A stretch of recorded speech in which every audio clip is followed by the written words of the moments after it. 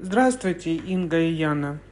Я бы от всей души хотела бы вас поблагодарить за то, что вы даете нам возможность видеть и слышать такие нужные и полезные знания. Но сейчас я бы хотела поделиться с вами результатом от ритуала на неизвестную болезнь. Дня 2 назад, когда слушала «Люди говорят», я слышала про этот ритуал, а потом еще вечером слушала, канал Инги, и он мне снова попался. Я подумала, нужно его записать. И отвлеклась, и забыла. А тут вчера, уже ближе к вечеру, у меня начались резкие боли во всем желудочно-кишечном тракте. Стала подниматься температура. И уже ближе туда, вот прям к ночи, у меня поднялась температура до 38,5. Что делать? Я стала искать этот ритуал с этими жуткими болями, переписала его, стала делать. Вот, честно говоря, мне было так плохо, но когда я делала ритуал, я понимала, я чувствовала, что у меня снижается температура. И когда я сделала ритуал, я померила температуру, у меня она упала до 37,8. Ну и все, я легла спать. Поздно очень уже легла спать. Утром встала, у меня температура 36,6. Такое чувство, что вот у меня вообще ничего не было. И вот уже сегодня целый день прошел. И вот вы знаете, я вообще не понимаю, что это было.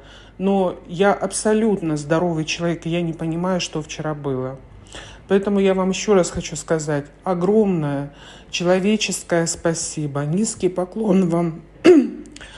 Большое-большое спасибо. Всего вам доброго и всего самого наилучшего. Здравствуйте, Инга. Здравствуйте, Яна. Хочу отправить вам свой отзыв. Сегодня сделала ритуал на помощь лесных духов, чтобы привлечь силу лесных духов. Ваш ритуал, Инга. Спасибо вам за него огромное. Съездила в лес, сделала все как надо, прочитала. И еду по дороге обратно, в глаза мне попались цветы. Очень красивые цветы такие. Я их набрала, значит, и посмотрела в приложении, что это за растение. Оказывается, это растение помогает при депрессиях, при неврозах, при тревожных состояниях. Понимаете, духи, силы лесные, они указали мне на это растение. Я много лет страдаю депрессией, очень страшная депрессия, заболевание, очень страшное. И даже иногда препараты не помогают, которые я принимаю, не помогают. И вот сегодня лесные духи, я знаю, что это они, указали мне на это растение. Спасибо вам огромное за этот ритуал, Инга. Дай вам высшие силы, здоровья, счастья, благополучия. Спасибо. Здравствуйте, уважаемая Инга и уважаемая Яна. Хочу рассказать вам о ритуалах, проведенных ритуалов и заговоров на здоровье. После перенесенного модного заболевания я плохо себя чувствовала. Лежала все время, трудно было даже прибираться дома. Начала читать заговор от простуды и прочей хвори. Через несколько дней мне захотелось потянуться в кровати. Ранее я этого не могла. Продолжала читать этот заговор. И в какой-то день, в момент пробуждения, я увидела перед глазами у себя, я еще не открывала глаза, увидела лицо мужчины, смотрящего на меня. Но я поняла, что это не человеческое лицо. Он посмотрел на меня, отвернулся и стал отдаляться. И я увидела, что у него тело блохи, похожее на блоху. Но я так поняла, что болезнь от меня уходила уже совсем. Не знаю, возможно, это мое воображение. Далее я провела амхарский ритуал исцеления, но сразу ничего не почувствовала. На следующий день сделала кофейную чистку, вуду. Почувствовала себя лучше, захотелось встать и прибраться. Появились силы. Продолжала делать эти 2 ритуала в течение 3 месяцев, по 2 раза в месяц. И с каждым разом у меня силы прибывали. Кожу будто натянули. Далее я выполняла ритуалы: оздоровить себя глиной, восстановить здоровье воду, очистить разум и тело водой, вернуть энергию, очень понравилось, исцелить свою кровь от неизвестной болезни, помощь из ниоткуда читала, душа воды Марьяна, исцеление. В общем, все очень понравилось, все очень работает. Уважаемая Инга, благодарю вас от всего сердца, низкий вам поклон. Отдельная благодарность Яночке, вашей помощнице. Да хранят боги вас и весь ваш род. С благодарностью, Наталья. Доброе утро, Яночка. Не могу с вами не поделиться. Моей радости нет предела. Благодарю богов, что попала на канал Инги. Низкий вам поклон. Ребенок знал русский язык на 4. Моей радости нет предела. Волнуюсь очень сильно. Спасибо большое, Инга, за ваш труд, за то, что вы с нами, за то, что мы с вами. Низкий поклон. Спасибо, спасибо, спасибо. Добрый день, уважаемая Инга. Еще раз хочу поблагодарить вас за ваши ритуалы, которые действительно сильные и очень работают. Мне очень нравятся ритуалы, когда мы обращаемся к фортуне. И вот недавно вы давали тоже ритуал к фортуне для фарта. Да, действительно, я получила фарт в следующей ситуации.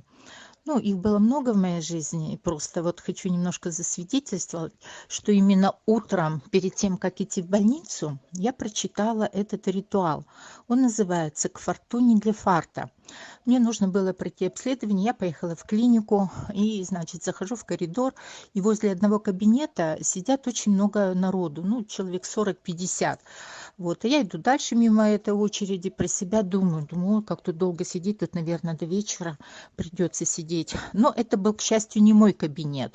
Я прошла к своему кабинету, там никого не было. Девушка-медсестра выходит, берет у меня направление и говорит мне: вам сначала надо вот в тот кабинет, где вот много народу, вы пройдите туда, пожалуйста, а потом зайдете к нам уже. Мы, ну, там, видимо, надо было дополнительную диагностику сделать, потом придете к нам. Я такая думаю, ну вот, думаю, как раз мне туда придется идти в эту очередь. В это время вдруг в больнице начинается тревога, общезвуковой вот такой сигнал. Тревога, тревога, все покиньте 7 этаж, там, покиньте все 7 этаж, потому что тревога. В общем, там какая-то тревожная ситуация в клинике. Я сижу на месте, я не двигаюсь. Несколько раз в рупор проговорили эту громко ситуацию. Люди стали уходить с 7 этажа. Уходите все, спускайтесь на 1 этаж, покиньте больницу. Тревожная ситуация. Ну вот такое шло звучание прямо из рупора. Я сижу, я никуда не ухожу, думаю, ну хорошо, со мной я же знаю, ничего не случится, я же под защитой богов и высших сил, думаю, ничего не произойдет. Вся толпа, которая сидела, человек 50, они все спустились. В это время ко мне снова выходит медсестра и говорит: а вы не ушли? Я говорю: так нет. Я говорю, я пошла, говорю, в тот кабинет. Она говорит: ну идите в тот кабинет, где вот вам надо дополнительную диагностику сделать. Я туда прихожу, врач там, который лаборант открывает, и говорит: ну заходите, вы же первая, чего стоите? Я говорю: так можно? Она говорит: да, конечно, можно, все ушли, вам сказочно повезло. Я говорю: ну да, мне сказочно повезло. То есть получилось, что именно на этот период, когда мне надо было пройти эту диагностику, а я утром прочитала: фортуна, я пришла к тебе просить благословения, подари богине мне фарта и везение. И богиня мне во всем открыла мне дорогу, открыла путь к этому кабинету. Я быстро сделала там необходимую мне диагностику. Выхожу, и толпа вернулась, и все говорят: вот как вам повезло. Надо же, мы все ушли, вы первые зашли без очереди.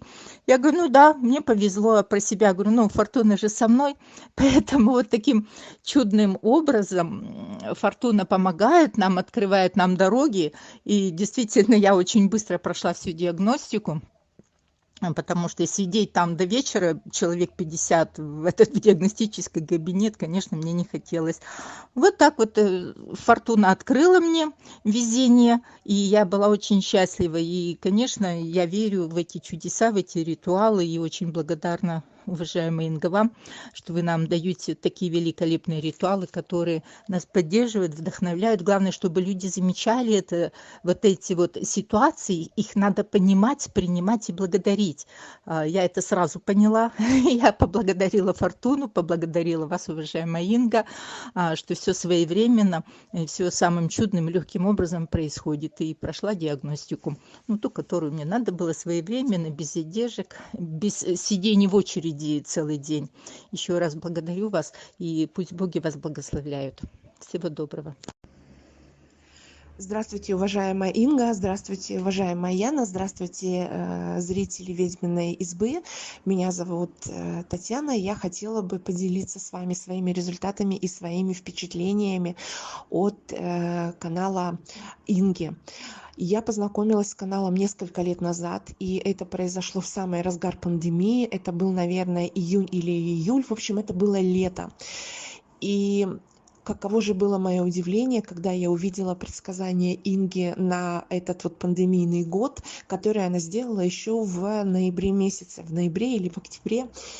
И вот представляете ощущение, когда вы живете уже в этом году, когда вы видите и слышите о большом количестве смертей, особенно в Европе, и когда ты видишь это все по новостям, и вот видишь, слушаешь то, о чем Инга говорила еще в ноябре, конечно, это невероятное ощущение.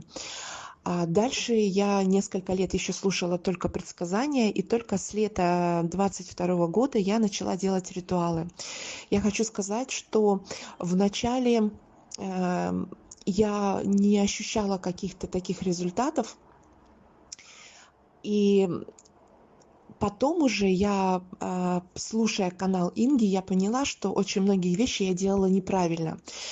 Для всех тех, кто хотел бы понять, как им нужно поступать, что им нужно делать, абсолютно верно Инга говорит: вы, прежде чем задавать вопросы, внимательно не раз, не два и даже не один месяц послушайте, пожалуйста, посмотрите, послушайте, о чем говорит Инга. Не спешите сразу делать ритуал, послушайте. Там Инга каждый раз перед ритуалом говорит о том, что для каких целей вы должны использовать этот ритуал, какой откуп вы должны дальше дать, что нужно сделать, как нужно относиться к силам.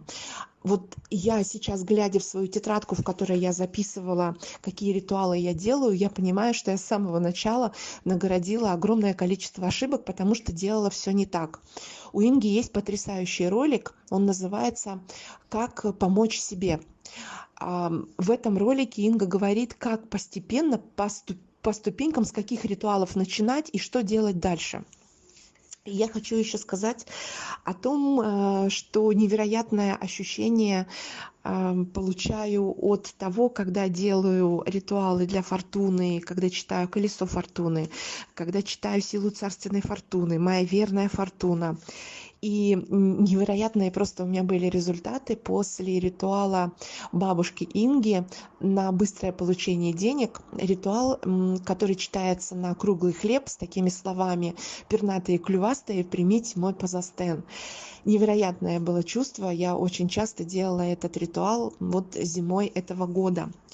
Я хочу поблагодарить, Инга, вас. Я еще сейчас запишу голосовое сообщение по консультации с вами. Я была у вас на консультации, и вы сказали мне о том, что я откупник. Вы знаете, когда я смотрела ваш канал и смотрела все печати, и когда я просмотрела «Откупник» еще до консультации с вами, вы знаете, вот первые же слова, которые у меня были: только бы у меня был не откупник, только бы у меня был не откупник. И получилось так, что вы увидели у меня именно эту печать.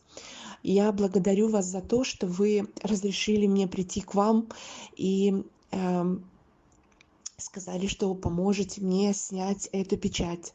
Спасибо вам большущее. Вы все описали в консультации абсолютно верно. Все то, что со мной происходит. Благодарю вас от души.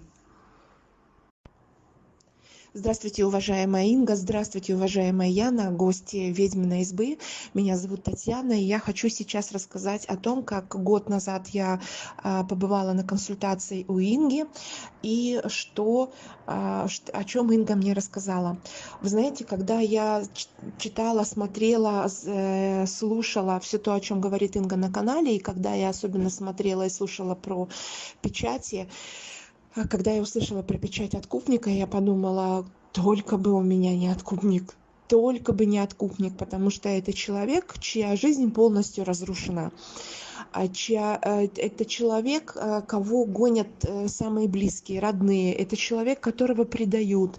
Это человек реально талантливый, реально красивый, реально добрый, но это человек, который за всю свою доброту получает только черноту в ответ, негатив, злость, какую-то ярость, раздражение.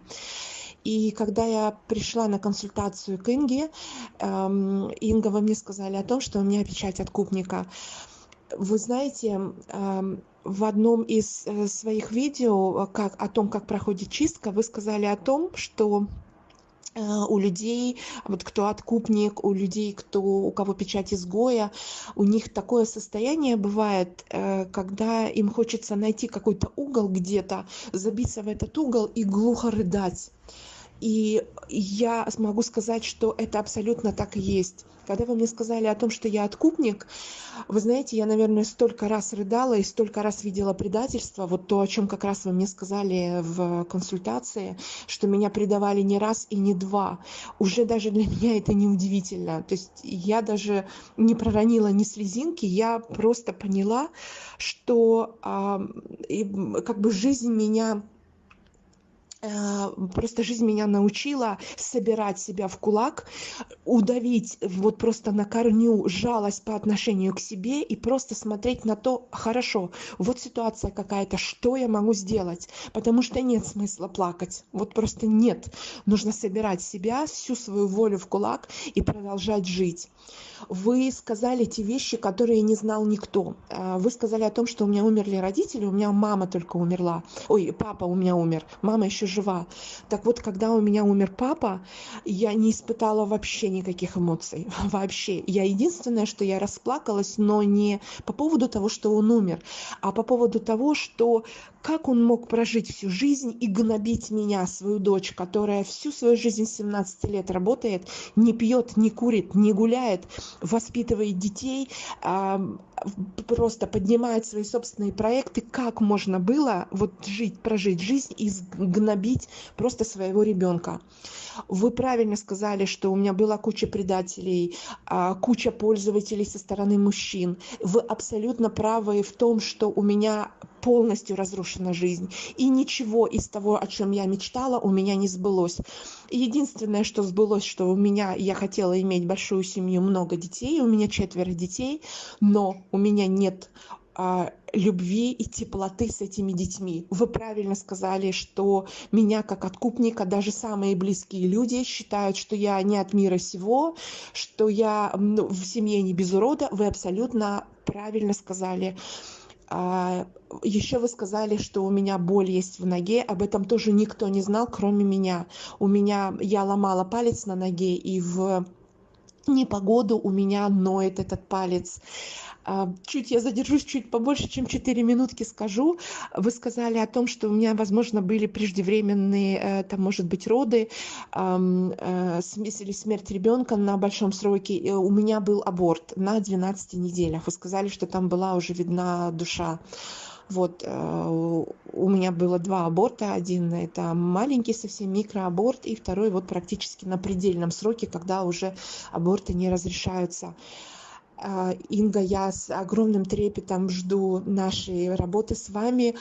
честно говоря, немножко волнуюсь, даже не из-за тех сложностей, которые вы предупреждали, не о том плохом состоянии, которое бывает во время чистки, а о том, что мне, вот сейчас, наверное, я буду плакать, о том, что мне хочется пожить моей жизнью, о том, что мне хочется видеть действительно благодарность в свой адрес, и о том, что мне хочется реализоваться как специалист, как профессионал.